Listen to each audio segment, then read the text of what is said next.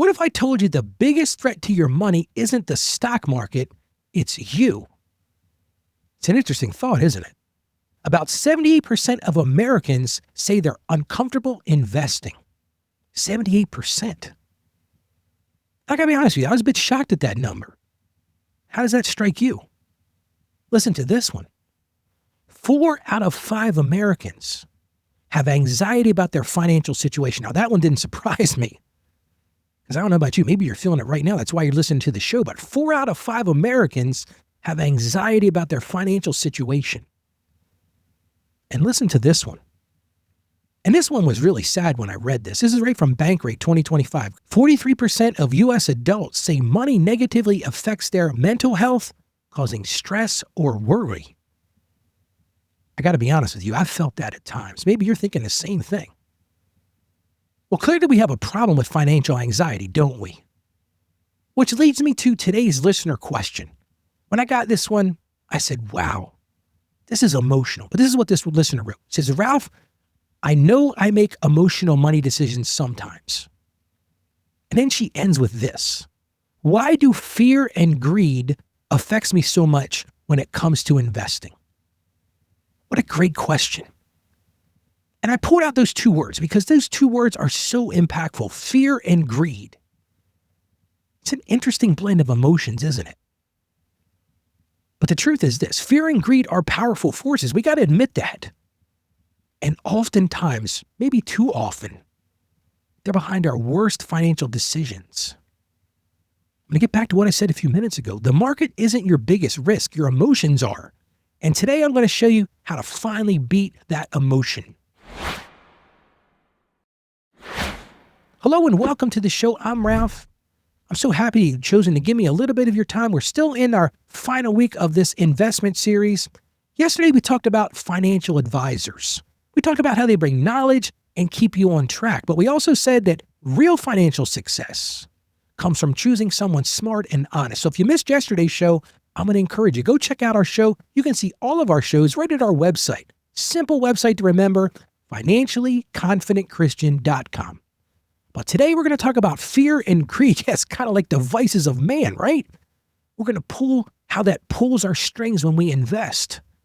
But bigger than all that, I'm going to show you today how to keep them from derailing your financial plan. Because listen, I've seen clients so many times lose money due to emotional reactions, whether that's selling too soon or sitting on the sidelines and buying too late. And it's affected me too, because I've experienced firsthand how awareness and discipline, when we really have that mindset of awareness and discipline, they can protect us from costly mistakes. So let's go back in time. Let's go back in our time machine a little bit. Let's go back to 2008. Now, if you're from the United States, I don't know how old you are that you're listening, but I'm going to set the scene for you. 2008.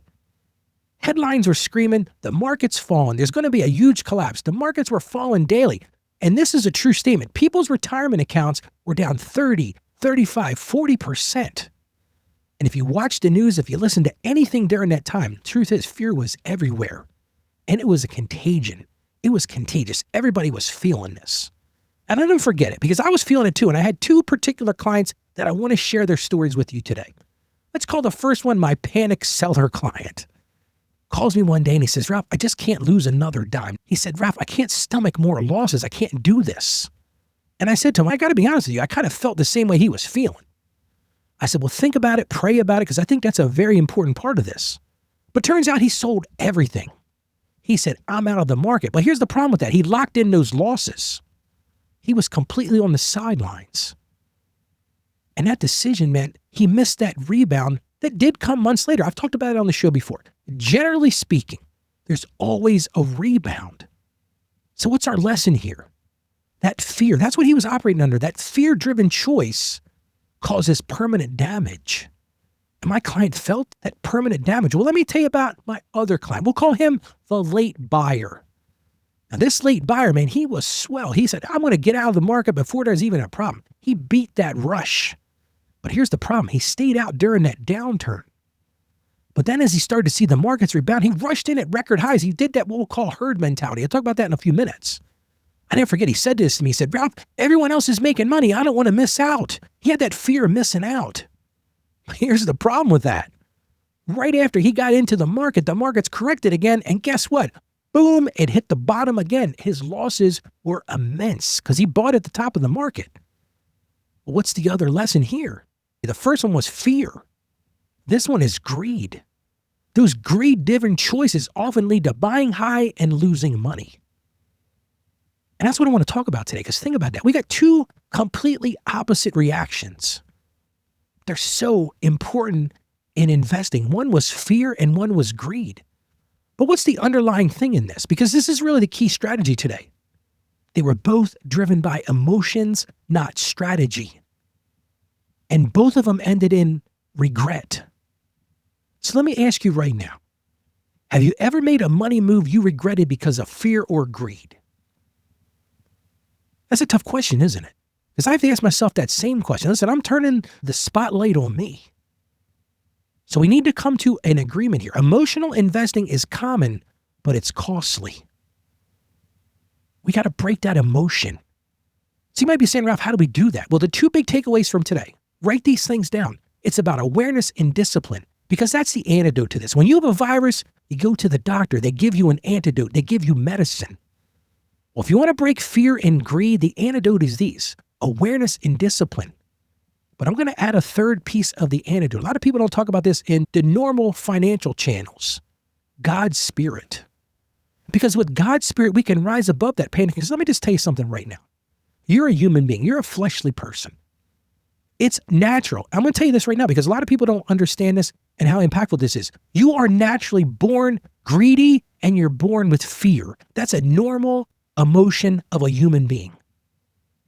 The only way you can break that is to understand God's Spirit and rise above that, because wise, peaceful decisions always outperform emotional ones. I want to say that again because I want you to really remember this. Wise, peaceful decisions always outperform emotional ones. And a legendary investor named Benjamin Graham said this. And when I read this, I was like, man, this is perfect for today's show. The investor's chief problem, and even his worst enemy, is likely to be himself. I started the show with that today. You're looking in the mirror. Okay, so if we know it's ourselves, if we know it's our natural state of man, it's that human feeling of fear and greed, how do we overcome those emotions? Well, let's talk about those emotions right now, because that's where we need to start. Let's start with fear. I guarantee if you're listening or watching right now, you felt fear. You're in a situation you don't know a lot about. That's fearful, because as human beings, we want safety. So let's apply that to our investments. We're fearing what's going to happen. We've worked so hard for our money. So what do? We let that fear take over and we sell at the worst possible times. That's what my client did. He called me and said, Ralph, I got to get out of this. I can't stomach this anymore. That fear overtook his good sense. That fear overtook everything that was wise, that long-term planning, because he was acting out of a fear. He wanted to not be in that terrible, unsafe position. That's the first thing, fear. But the other one is greed, and they're equally working. Greed pushes us to chase. Think about this. You're standing on the street. Just stand there minding your own business, and all of a sudden a crowd comes running past you. Why are they running? Well, you say, well, I better start running too because everybody else is running. I'm going to jump on the herd mentality. My cows do that on the farm. I raise black Angus beef here. The cows hang out together. They herd together. When one gets spooked, they all start running. Well, greed works the same way. We chase after those things. We chase after the market. Like my client learned. He jumped back into the market when prices were already high, and then the market corrected and he lost it again. Because that herd mentality convinces us that, listen, everyone else can't be wrong, Ralph. They must know something I don't know. That fear of missing out. That's one of the new key, like the fancy words that young people use. That FOMO, that fear of missing out. But let me tell you something right now, and I believe this to my core. Crowds often make poor choices. If you're running with the crowd, you're probably not making the best choices. And that's why behavioral finance is so important, because this behavioral finance discussion today shows how our emotions, they lie to us. They trick us. They trick us into making bad decisions using bad timing. But what's the antidote? It's that Spirit. It's the Spirit of God that gives us self-discipline to rise above that fear and greed. And again, as I've talked about time and time again in this series, it comes down to consistency and it comes down to embracing a plan. So I've got two Bible verses for today. The first one's from 2 Timothy chapter 1, verse 7. It says this, "For the Spirit God gave us does not make us timid, but gives us power, love, and self-discipline." I don't know about you, when I read that, it gives me value. It gives me determination. I know that the Spirit of God, if I really want to break this feeling of emotion and fear and greed, how do I get that? I tap into the Spirit of God, because what does it say? It doesn't make us timid. It gives us power. It gives us power to conquer these emotions. It gives us love, and it gives us, hey, what's the big takeaway here? Self-discipline.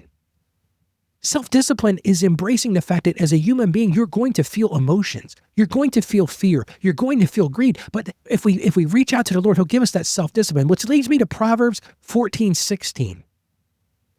You're probably thinking, Ralph, wait a second. I know that verse. Let me read it. "The wise fear the Lord and shun evil, but a fool is hot-headed and yet feels secure." I'm going to say something kind of brash. Don't be a fool. Be wise. Shun evil. Because what does the scripture tell us? A fool. A person that only acts out of emotion. Listen, I've been there in my own life. If I look back into the things that I've made emotional decisions, what I was as a hothead. I felt secure in those decisions, man, but those were completely the wrong decisions to make. The antidote is that Spirit of God. How about we pray together right now?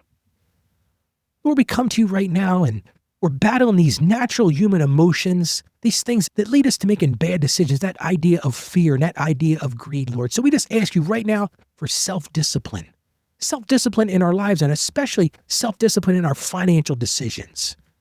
We ask you right now to help us to overcome fear and help us to overcome greed, those natural human emotions, but help us to really embrace that Spirit of you, Lord. And we just thank you for giving us peace, even amidst the storms when the markets feel uncertain, when we see the downsides around us, when we hear that noise just coming at us in all directions, Lord, help us to ground ourselves, to anchor ourselves in you. And we ask this in confidence in the name of Jesus. Amen. All right, well, here's my action step for today. Pretty simple. I want you to write down one emotional money mistake you've made in the past. Listen, if I did this, I'd have a list of them. I've made a bunch of them. Today, I just want you to just write down one emotional mistake, but that's not the key to this. Then I want you to pray about it. Pray for wisdom. Pray for that self-discipline so that you don't make that same emotional mistake the next time. Just leave it at the foot of the cross and say, God, here's what I did last time. Help me not to do that. Because emotions, fear, greed, that herd mentality are major investing pitfalls. But like I said earlier, the antidote is awareness and discipline. Those are the things that protect us from making those costly mistakes, because what did the scripture tell us? God gives us power. God gives us love, and he gives us self-discipline to overcome financial anxiety. And if you want peace, let me tell you right now, friend, peaceful decisions always outperform panic-driven ones. So while fear, greed, and herd mentality can derail our investing, and listen to me, if you heard nothing else I said today, they will derail your investing. But God's equipped us with something so much better. He's equipped us with awareness and self-discipline to make wiser, more peaceful financial choices.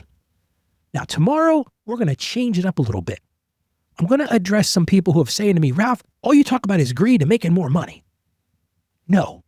Tomorrow, we're going to talk about investing with generosity.